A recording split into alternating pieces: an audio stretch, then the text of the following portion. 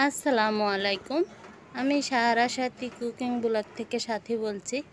কাছেও দূরে, দেশেও দেশের বাইরে বসে যে যেখান থেকে আমার ভিডিওটি দেখছেন, সবাইকে আন্তরিক শুভেচ্ছা ও অভিনন্দন জানিয়ে শুরু করছি আজকের ব্লগ। এটা আমার প্রথম ব্লগ, যেহেতু আমি রেসিপি দিই। এটা আমার প্রথম ব্লগ, ঈদ স্পেশাল। সবাই তো অনেক রকমভাবে দেন, আমি ছোট ছোটটি শর্ট দিয়ে দেখাচ্ছি, কারণ সব কিছু ভিডিওতে তো রেসিপি হিসেবে দেব। আজকে জাস্ট আপনাদেরকে একটু অল্প অল্প অংশ দেখাচ্ছি আমি ঈদের দিন কী কী রান্না করলাম। সাথে আপনাদের সাথে সবাইকে পবিত্র ঈদ উল ফিতরের শুভেচ্ছা জানাই।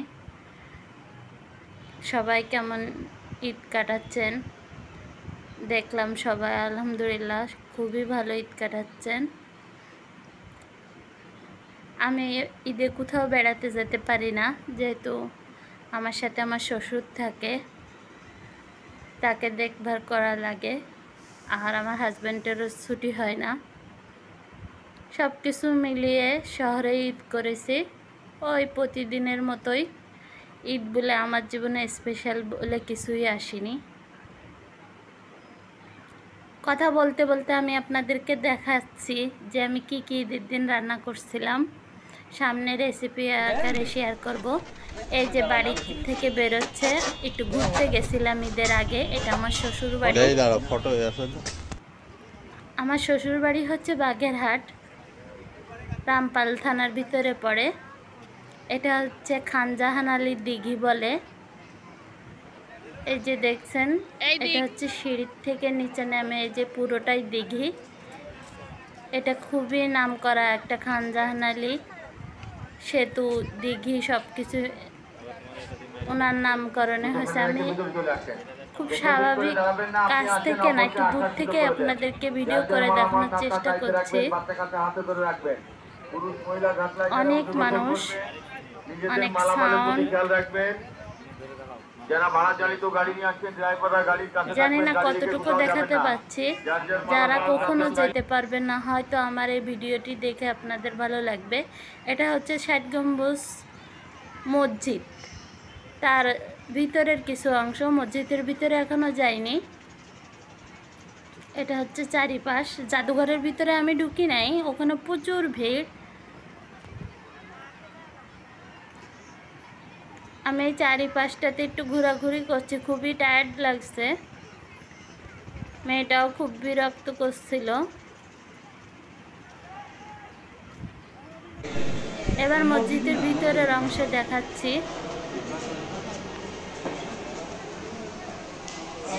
খুব ভালো করে দেখুন, যতটুকু সম্ভব হচ্ছে আমি আপনাদেরকে দেখানোর চেষ্টা করছি। এটা হচ্ছে বাইরের পাশ, আর এগুলো হচ্ছে সব ভিতরে।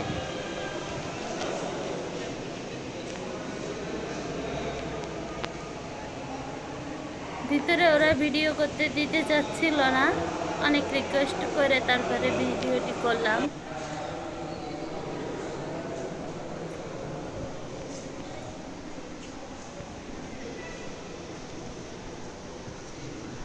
ভিডিওর এই পর্যায়ে সবাইকে বলছি, এখনও পর্যন্ত যারা আমার ইউটিউব চ্যানেলটি সাবস্ক্রাইব করেননি, আমার ভিডিওটি যদি আপনাদের ভালো লাগে, আমার রান্নাগুলো যদি আপনাদের ভালো লাগে, তাহলে আমার চ্যানেলটি সাবস্ক্রাইব করে পাশে থাকবেন, বেল আইকনটি অন করে দেবেন, আর পরবর্তী ভিডিও ছাড়া মাত্রই যাতে নোটিফিকেশানটি আপনার কাছে পৌঁছে যায়, আপনি আপনার সময় সুযোগ মতো ভিডিওটি দেখে নিতে পারেন।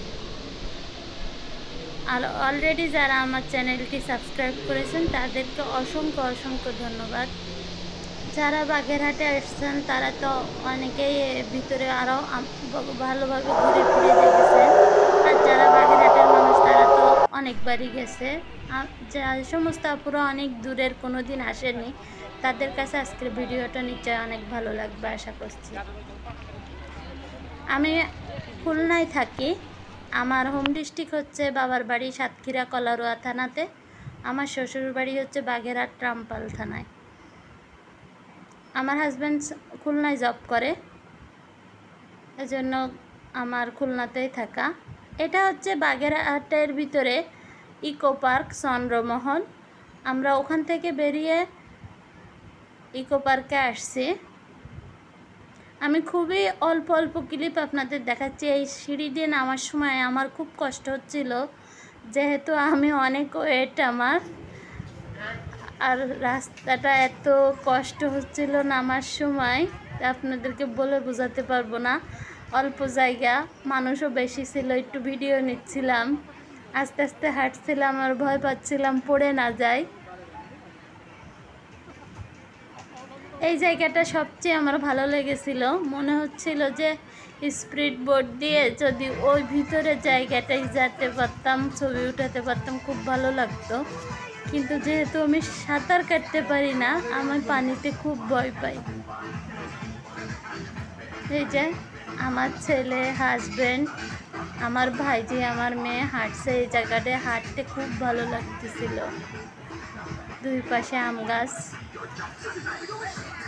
ছায়ার ভিতর দিয়ে জায়গাটি অনেক সুন্দর, নিরিবিলি পরিবেশ। অন্য সাইডে পিকনিক হচ্ছিল, সেখানে গান বাজনা হচ্ছিল। কিছুটা অংশ কেটে দিয়েছি আমি, অতিরিক্ত সাউন্ড ছিল। যতটুকু পেরেছি সংক্ষিপ্ত করার চেষ্টা করছি। ভিডিওর এই পর্যায়ে আপনাদের কাছ থেকে বিদায় নিচ্ছি। দেখা হচ্ছে পরবর্তী কোনো নতুন ভিডিও নিয়ে। সেই পর্যন্ত সবাই সুস্থ থাকবেন, ভালো থাকবেন। যেহেতু ভিডিওটি আমি করছিলাম, তাই আমার ভিডিওটি শ্যুট করা হয়নি। আমার কিছু সুন্দর মুহূর্তের ছবি আপনাদের সাথে অ্যাড করে দিলাম। যদি ভিডিওটি ভালো লাগে তাহলে অবশ্যই লাইক দিতে কিন্তু ভুলবেন না। ঈদ বোনাস হিসেবে লাইকটা আশা করছি সবার কাছে। এই জায়গাটা খুবই সুন্দর।